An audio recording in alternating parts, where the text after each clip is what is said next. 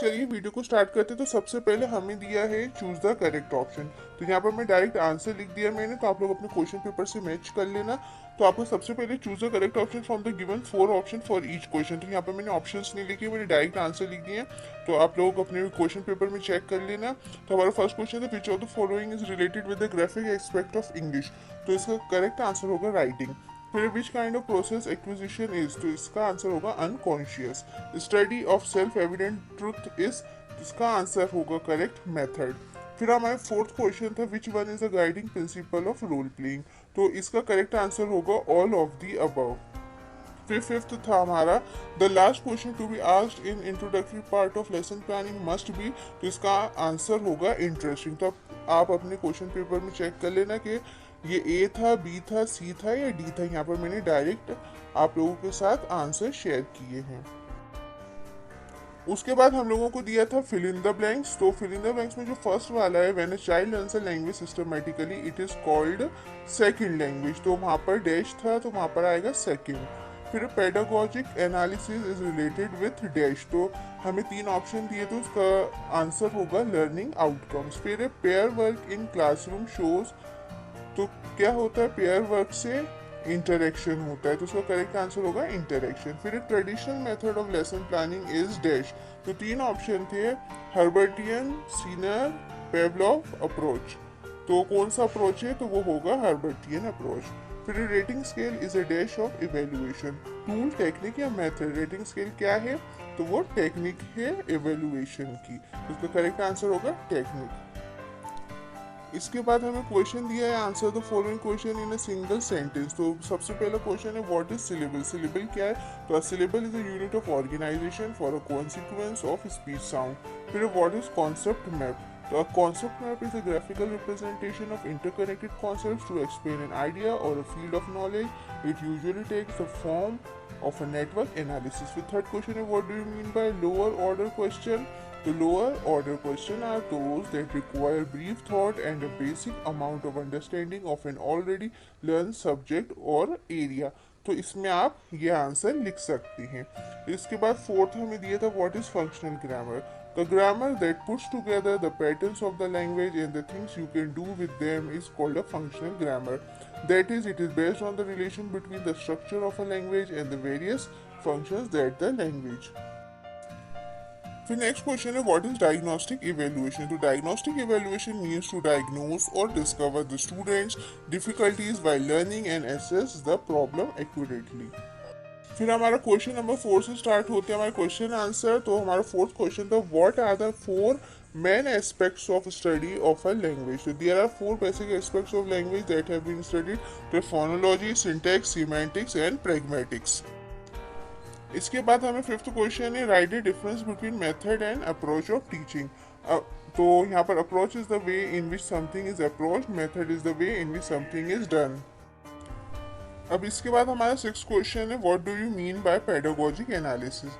तो pedagogical analysis is selection of appropriate objectives and strategies in various instructional situations to access the level of actual teaching at the end. Seventh, what do you know about teaching learning material? Describe it. Sure, the teaching learning material is also called instruction material or teaching aids. Today, with the emphasis on learning in a student-focused methodology, the student need an ever increasing number of materials to improve their ability to learn together or independently.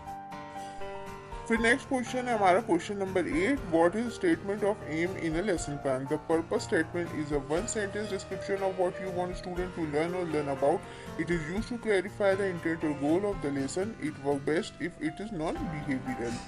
फिर write only the names and types of question. तो factual, inferential and universal इसका answer होगा। अब question number 10 से हमारे जो question हैं वो और वाले हैं, मीन्स हमें दोनों में से कोई एक लिखना है। तो हमें क्वेश्चन था, what are main aims of bilingual method of teaching English, और दूसरा हमें दिया था, write any 3 names of method of English teaching. तो यहाँ पर मैंने दोनों आप लोगों को आंसर दिए हैं।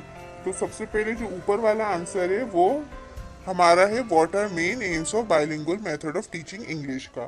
तो यहाँ से आप लोग देख लेना, इसका आंसर मैंने लिख दिया है। फिर अगर आप लोग right any 3 names of method of teaching English इसका क्वेश्चन इस क्वेश्चन का आंसर लिखना चाहते हो, तो इसमें मैंने ये नीचे दिया है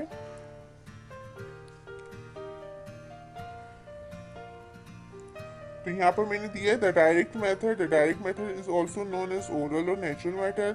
the grammar translation method, this method grew from the traditional method of teaching Latin and Greek. फिर है द ऑडियो लिंगुअल मेथड. तो आपका जो दोनों क्वेश्चन है इसके और वाले, इन दोनों का आंसर ये है.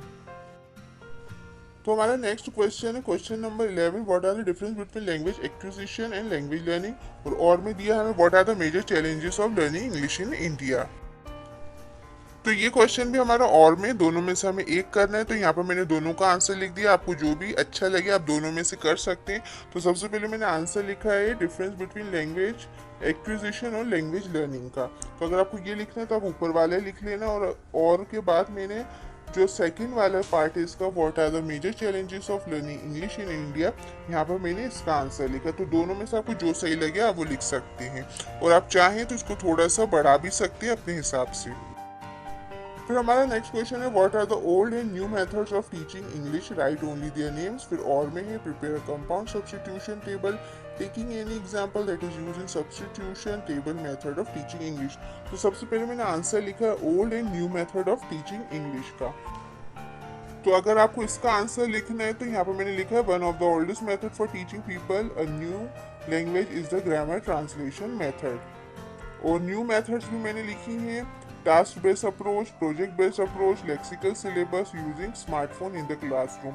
लेकिन अगर आपको लिखना है इसका प्रिपेयर कंपाउंड सब्स्टिट्यूशन टेबल वाला जो क्वेश्चन आपको दिया है, अगर आपको ये वाला आंसर लिखना है तो यहाँ पर मैंने इसका भी आपको आंसर दिया है. आप चाहें तो इसका आंसर ये लिख सकते हैं. इसके बाद है फिर हमारा नेक्स्ट क्वेश्चन क्वेश्चन नंबर 13. हमारा क्वेश्चन नंबर 13 है write any 4 important basic question which a teacher should ask himself herself before beginning of the pedagogic analysis. और में दिया है write any 4 important components of pedagogic analysis. तो इसमें मैंने आप लोगों को आंसर दिया हुआ है आप लोगों का सेकंड का, यानी write any 4 important components of pedagogic analysis.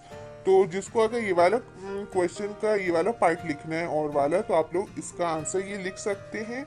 मैंने आप लोगों को दोनों में से एक का आंसर दिया, तो आप चाहे ये भी लिख सकते हैं. अगर आपको ये नहीं लिखना है तो आप इसको ऊपर वाले क्वेश्चन को सर्च करके भी लिख सकते हैं. अब नेक्स्ट क्वेश्चन है question number 14 write any 4 advantages of story telling in English teaching और describe in brief drama as a pedagogic tool. तो इसमें मैंने आप लोगों को आंसर दिया है write any 4 advantages of story telling in English teaching. इसका मैंने आपको आंसर दिया है जो कि instil virtues in your little one, boost their listening skill, foster their imagination, increases there cultural understanding, enhances their communication skill. तो अगर आप लोगों को ये वाला पार्ट लिखना है इसका तो आप लोग ये वाला आंसर लिख सकते हैं. वरना आप लोग अगर और वाला आपको लिखना है describe in brief drama as a pedagogic tool, तो आप वो भी सर्च करके लिख सकते हैं. तो मेरे पास इतना टाइम नहीं था इसलिए मैंने एक एक आप लोगों को आंसर दे दिए ताकि आप लोग लिख लें. फिर हमारा question number 15 how the print media play dominant role in the learning process, write any 4 points.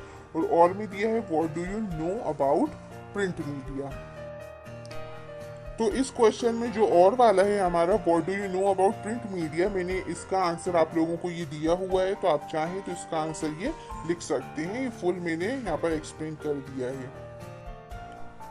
फिर हमारा question number 16 what do you mean by ICT और write importance of audio visual material in learning process. तो इसमें मैंने आप लोगों को ऊपर वाले क्वेश्चन का आंसर दिया what do you mean by ICT. तो अगर आपको इस क्वेश्चन का आंसर लिखना है तो आप लोग ये आंसर लिख सकते हैं जो कि मैंने आप लोगों को स्क्रीन पे दिया हुआ है, आपको दिख रहा होगा. फिर इसके बाद क्वेश्चन नंबर 17. तो हमारा क्वेश्चन नंबर 17 है describe in brief translation cum grammar method of teaching English language. या फिर आपको और में दिया what are the types of structure in instructional approach of teaching English. तो इसमें मैंने आपको 17 के और का फर्स्ट वाला आंसर दिया है जो है describe in brief translation cum grammar method of teaching English language. तो अगर आप इस क्वेश्चन का ये वाला आंसर लिखना चाहते हैं तो आप लोग ये वाला आंसर लिख सकते हैं जो कि मैंने स्क्रीन पे दिया. The grammar translation method is a method of teaching foreign languages derived from the classical method of teaching Greek and Latin.